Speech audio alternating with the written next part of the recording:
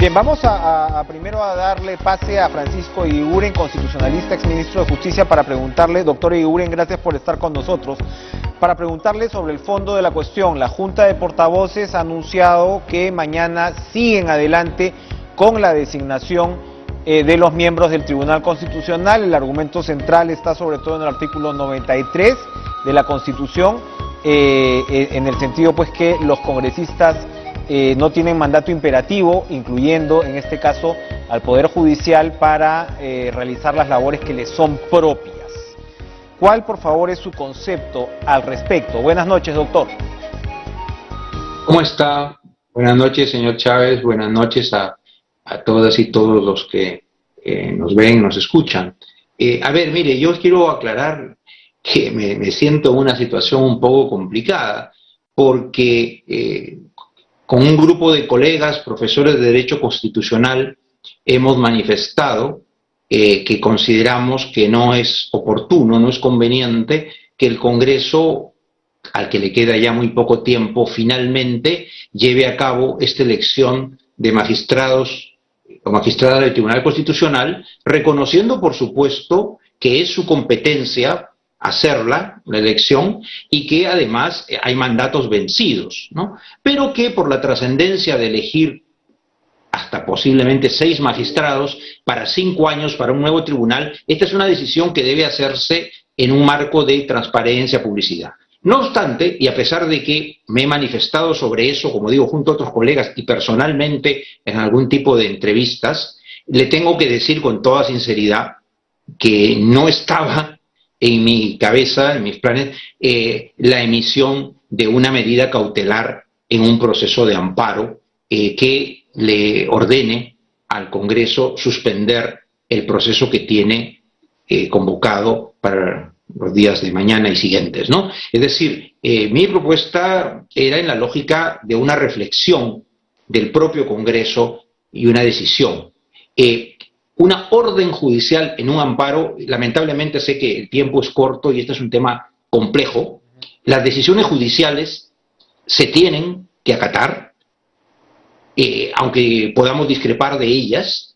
Comprendo el conflicto político que se arma, uno más en esta turbulencia que sigue viviendo nuestro país. Esto también un poco ocurre por este caos en que estamos, ya al final es difícil saber las cosas, ¿no? Pero creo, prima facie, digamos así, he leído muy rápidamente, porque he estado en clases hasta ahorita, la medida cautelar la he leído muy rápido, creo que la magistrada ha dado sus argumentos y los expone con claridad.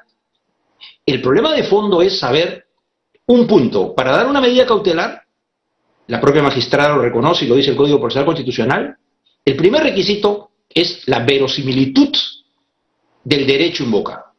O sea, que al magistrado le da una cierta convicción, no de certeza absoluta, porque eso lo verá en la sentencia, que el pedido se sustenta en un derecho constitucional y en una apariencia de que está sustentado básicamente, ¿no? Y yo ahí tengo dudas. No tengo la demanda, no hemos leído la demanda. Me parece entender que el derecho que se invoca es a una justicia constitucional justa, a un proceso transparente. Bueno, hay ahí principios muy importantes. La pregunta es si son derechos constitucionales y si son derechos constitucionales de todos y cualquiera, porque el amparo lo plantea, en principio, el afectado por una decisión. Defiendo mis derechos o los de un grupo que comparte la misma situación. ¿Es lo que se llama derechos difusos? Cualquiera puede plantearlo. ¿En qué consiste la violación? Porque que las cosas no se estén haciendo bien o sin la debida transparencia, sin la debida motivación, ¿es una vulneración a un derecho constitucional? ¿O es un incumplimiento a normas reglamentarias, legales, para el proceso de designación de los magistrados, que no son un derecho constitucional, sino que son normas de legalidad, ¿no? Entonces, yo le digo sinceramente, esto está muy reciente, yo creo que habría que leer la sentencia, la demanda, y luego concordarla con la medida cautelar. Yo me siento en una situación un poco difícil, no puedo ser tajante, pero sí creo que la medida cautelar ha sido dictada y en principio una medida cautelar en un amparo se tiene que acatar, es una suspensión hasta que se resuelva. Entiendo que le complica los plazos a un Congreso que está por irse, pero lo que está en el fondo, y con eso termino, yo creo que en el fondo todo esto revela que no es conveniente esta elección apresurada, por más que los mandatos estén vencidos, y lo que hay que revisar es el procedimiento de selección de los magistrados del Tribunal Constitucional. Hace unos días decía, a ver, ¿por qué la designación de los magistrados del Poder Judicial y del Ministerio Público, de todos los niveles, incluidos la Corte Suprema, las hace la Junta Nacional de Justicia, antes el Consejo de la Magistratura, que no tienen ningún representante de los órganos políticos? ¿Por qué la designación de los miembros del Jurado Nacional de Elecciones, la máxima instancia electoral del país, la hacen diversas formas, instituciones, ninguna vinculada al Congreso o al Ejecutivo? ¿Y por qué la elección del Tribunal Constitucional, el máximo órgano jurisdiccional de nuestro país, el guardián de la Constitución, sus 7 miembros los elige el Congreso? Yo creo que es algo que hay que revisar.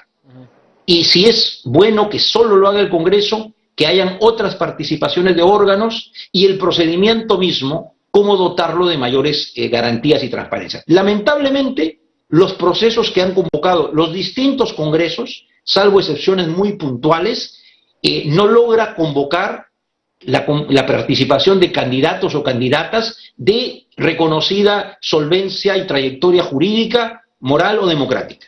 Bien. Algunos y algunas los hay, pero lamentablemente no son muchos. Y eso es porque el órgano que hace este proceso es un órgano político. Podemos decir que es un proceso de selección, que hago entrevistas, que califico currículos, pero quien evalúa es un órgano político integrado por políticos, que va a hacer preguntas a los postulantes que, si son buenos los candidatos, deberían saber muchísimo más que el Congreso en materia constitucional. Entonces, yo creo que hay que revisar el procedimiento y modificarlo. No es bueno este procedimiento, no conduce a nada bueno. Ni el anterior Congreso ni este ha logrado hacer la elección. Todo ha sido tormentoso. La vez pasada, acuérdese, ante el pedido del gobierno del presidente Vizcarra de que se interrumpe el proceso, cuestión de confianza, eligieron a uno, al final no cumplieron las formas, ahora de nuevo se quiere hacer. Yo creo que esto viene mal, esto ha nacido mal, y por eso la crítica es de legitimidad, de transparencia. Yo no diría de una manifiesta inconstitucionalidad, pero sí de inconveniencia, de falta de oportunidad, y sería mejor revisar este procedimiento, mejorarlo, porque al Tribunal Constitucional debe llegar gente con reconocida trayectoria jurídica y moral, y no tener que demostrarlo en un aparente examen, ¿no? No es examinar a un estudiante universitario, no es que demuestren que saben derecho, ahí deben llegar personas que todos asumimos que ya demostraron en la vida que saben derecho y que tienen una conducta ética importante. Y eso no se logra con este sistema. Ha fracasado este sistema de elección de magistrados del Tribunal Constitucional. No hoy, hace varios años. Yo creo que hay que revisarlo. Muchas gracias, Francisco Eguiguren, constitucionalista, exministro de Justicia. Ha planteado claramente los conceptos en este caso. Ahora sí le damos también la bienvenida al presidente de la Comisión de Constitución del Congreso, Luis